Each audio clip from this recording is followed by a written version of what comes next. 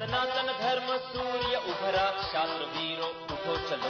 सनातन धर्म सूर्य उभरा शास्त्र वीरों उठो चलो, उठो चलो।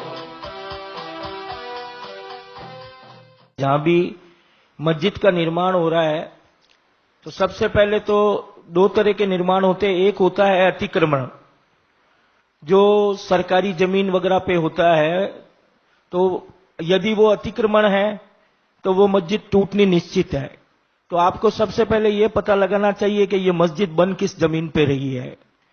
और दूसरा एक होता है अवैध निर्माण मस्जिद का। जमीन तो उनके किसी संस्था वगैरह की होती है या किसी डोनर की होती है, पर वो जो मस्जिद बन रही होती है उसकी परमिशन संबंधित विभाग से नहीं ली जाती है, जैसे ग्राम पंचायत है, नगर पालिका है, टाउन प्लानिंग है। तो वो सूचना के अधिकार के तहत हमें पूछना है कि ये, हमें सवाल नहीं पूछना है, हमें ये पूछना है कि ये जो मस्जिद है उस मस्जिद कौन से एरिया में, कौन से प्लॉट नंबर पे है, कौन से सर्वे नंबर पे है।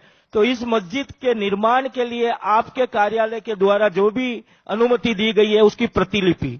तो हमको अगर नई अनुमति है तो हमारे को जवाब आएगा कि इस तरह का कोई अनुमति हमारे रिकॉर्ड में नहीं है, मतलब मस्जिद अवैध है।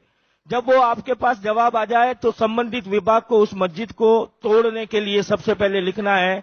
नगर पालिका है तो टाउन प्लानिंग डिपार्टमेंट, अवैध बांधकाम प्रतिबंध डिपार्टमेंट, पर सबसे बढ़िया है मुख्य अधिकारी या कमिश्नर, उसको लिखना है। कार्रवाई नहीं होगी, मस्जिदों पे जल्दी कार्रवाई नहीं होती है।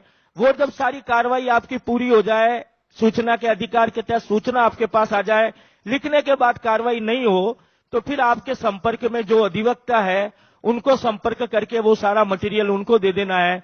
तो हम हाईकोर्ट से फाइल करके उस मस्जिद को गिराने के लिए आगे प्रयास करेंगे।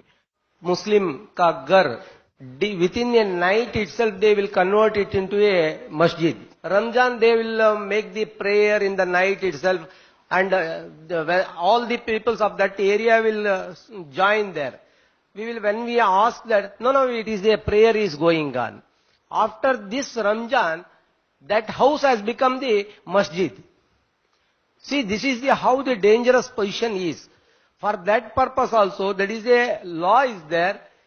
When the house is used for the residential purpose, it is for the residential purpose only. They have to take the permission from the municipal authority, whatever the local authorities. Therefore, it is the best option is first we have to file the complaint. Yes, this is the residential house. They are now the problem is started because so many vehicles are coming and the peoples are gathering by the Muslim community. It will lead to the communal disturbance. That type of the complaint we can file, and also the through RTI we can get the original papers of that house that is only meant for the residential, and in connection to that, that is the electricity, water supply and other documents also. All the documents will show that it is only residential house. By that also we can stop that construction of the illegal this masjids in the residential houses.